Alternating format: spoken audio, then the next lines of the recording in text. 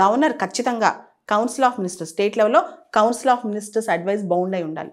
ఎందుకంటే council of ministers అనేవాళ్ళు democratically elected సిస్టమ్ని రిప్రజెంట్ చేస్తున్నారు. కాబట్టి గవర్నర్ తన నిర్ణయాలన్నీ కూడా he is bound by the aid and advice of the council of ministers అనమాట. అండ్ ఇష్టం వచ్చినట్టు ప్రతి బిల్లు ప్రెసిడెంట్కి రిజర్వ్ చేసే అధికారం గవర్నర్కి లేదనమాట. ఒకసారి రెండోసారి తిరిగి అసెంబ్లీ పాస్ చేసిన తర్వాత గవర్నర్ మళ్ళా ప్రెసిడెంట్కి పంపించడం చాలా తప్పు. ఇది ఫెడరల్ విలువలకి డెమోక్రటిక్ విలువలకి విరుద్ధం అని చెప్పారనమాట.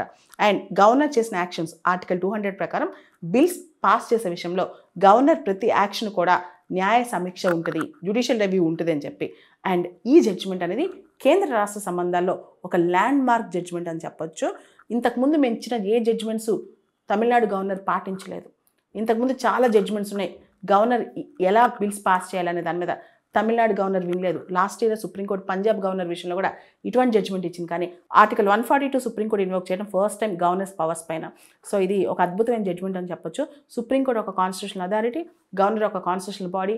కానీ ఒక కాన్స్టిట్యూషనల్ బాడీ ఇంకో కాన్స్టిట్యూషనల్ బాడీని నువ్వు రాజ్యాంగ విరుద్ధంగా యాక్ట్ చేసావు, నువ్వు గవర్నర్ అయితే మాకేంటి, నువ్వు తప్పు చేసావు. అండ్ ప్రెసిడెంట్ కూడా అంటే ప్రెసిడెంట్ పవర్స్ కూడా దీనిలో క్వశ్చన్లోకి వచ్చాయన్నమాట.